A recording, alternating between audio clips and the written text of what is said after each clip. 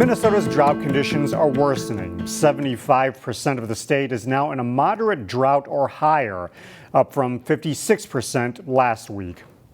One place where you usually see green is on the golf course, but with June being exceptionally hot and dry, the abnormal conditions have taken a toll in several ways. We had the chance to look at the drought impact at Edinburgh, USA golf course in Brooklyn Park. On a nice summer day, it's a great atmosphere around here and we love playing. You're likely to see Minnesota golf courses packed. The course is in very nice shape today. The greens are very fast. And that's been especially true at Edinburgh, USA in Brooklyn Park. The golf course has been absolutely packed. The revenue, rounds, everything's up. Matt OLSONOSKI is the man responsible for the day-to-day maintenance of Edinburgh's 170 acres. In his 5 years as course superintendent, this year's been especially challenging. This is our weather station on site here at Edinburgh. This weather station gives them information on wind, rain, temperature, and water loss. We use that information to try to figure out how much water we should put back in on a nightly basis. This summer, some of the struggles we faced, we haven't even been able to come close to those numbers. While the weather has brought out large crowds, it's been less than ideal for keeping the grass looking green. We're focusing on the fine turf, everything greens, tees, and fairways. Anything outside of that, we've kind of I don't want to say let go, but we've reduced our water usage out there. Take, for instance, Edinburgh's signature 17th hole. As our irrigation kind of fades out on the edges, you can see how dry it really is and how poor some of our coverage is. That grass isn't dead, it's just dormant. As long as no one minds the look, I think it plays fantastic. In the middle of a drought, the play of the course seems to be the most important thing to golfers. I'm very impressed with what's going on here. Us players, we like fast greens, and that's definitely what we're getting out here today. Edinburgh says it's about 4 inches below where it would normally be for moisture. In Crystal, construction has begun on a new $16 million police department building, a major upgrade over the current one. The building was built in 1960. We did a remodel in about 1993. However, since 1993, our department has grown in numbers as far as people. And so, for example, our locker room, we didn't have enough lockers for our officers. The new building will be located on Crystal's main campus near City Hall. The 53,000 square foot facility will significantly increase working space. Other features include a centralized evidence storage area, a secure indoor area for police vehicles, dedicated space for the K-9 unit, and a detention area. We're also putting a statue in front of the building that's going to be a police officer that's kneeling down talking to children, and also having one of our police canines in the statue as well. Revering says the statue is in recognition of the community fundraising support for the K-9 unit throughout the years. There's significant news for a medical device company that plans to expand from California to Plymouth. The state has awarded Silk Road Medical a total of $625,000 in grants to help the company expand to Minnesota. Silk Road Medical pioneered a new device to treat carotid artery disease. The company, in part, chose Plymouth to leverage the area's medtech talent pool. The expansion is expected to create nearly 70 new jobs over the next 2 years.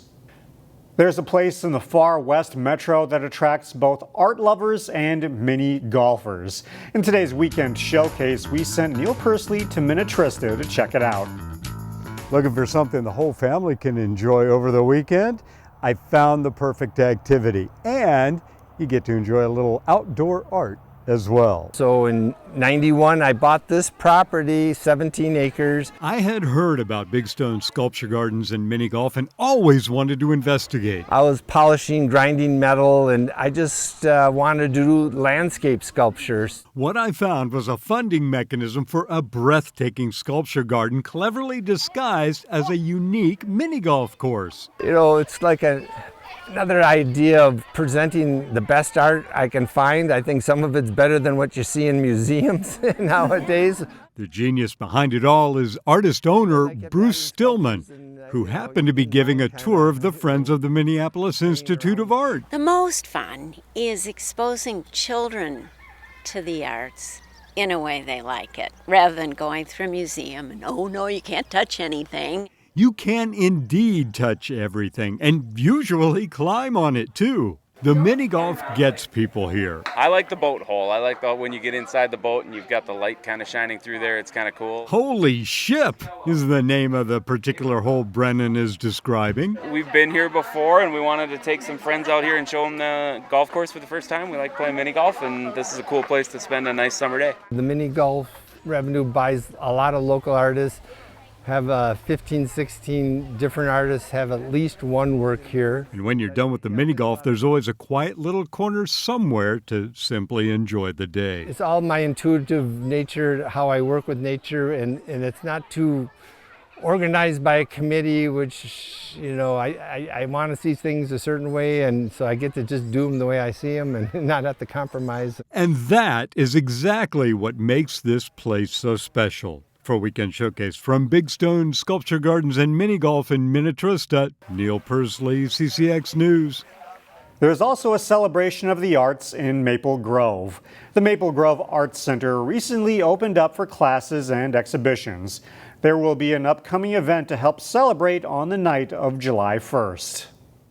Yeah, we've been closed for a year and a half due to the COVID situation here, but we're so happy to be back.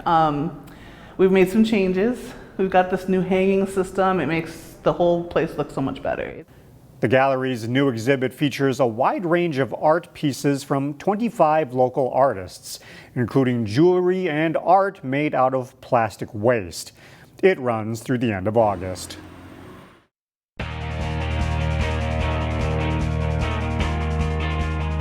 It's summer workout time for high school athletes in most sports. Sometimes it's also the first time working with a new head coach. Jason Malillo has more. Julie Stewart is the new head coach for the Wayzata girls basketball team. I believe as a group, we have to establish our core values and goals, like what do we want to accomplish, and we're always going to put team first. Following 4 seasons as a Wayzata assistant, Stewart got the head job after Mike Schumacher resigned. Stewart's familiarity with the program is helping with the transition. I think we've all learned already a lot from her, just her being the assistant and being a voice, but I think now with her being kind of the head coach and the head voice, it's going to be a little different, but I think we're all just used to her already, and we can kind of skip the introductions and kind of get to it. Stewart brings 25 years of coaching experience. She coached at the professional, college, and high school level before coming to Wayzata. Stewart's most recent head coaching job was at Bishop Ryan High School in Minot, North Dakota, where she won 3 state titles. It's very nice to know that she knows her stuff and she can give us background information on any kind of level that we want to play at. And so with her giving us more information, we can really just take that on the court and kind of showcase that. Stewart is a math teacher, so she brings an analytical approach to coaching, while also expecting her players to be aggressive. I'm a very detailed person, and I am going to break down every hole that we're trying to get to into detailed parts.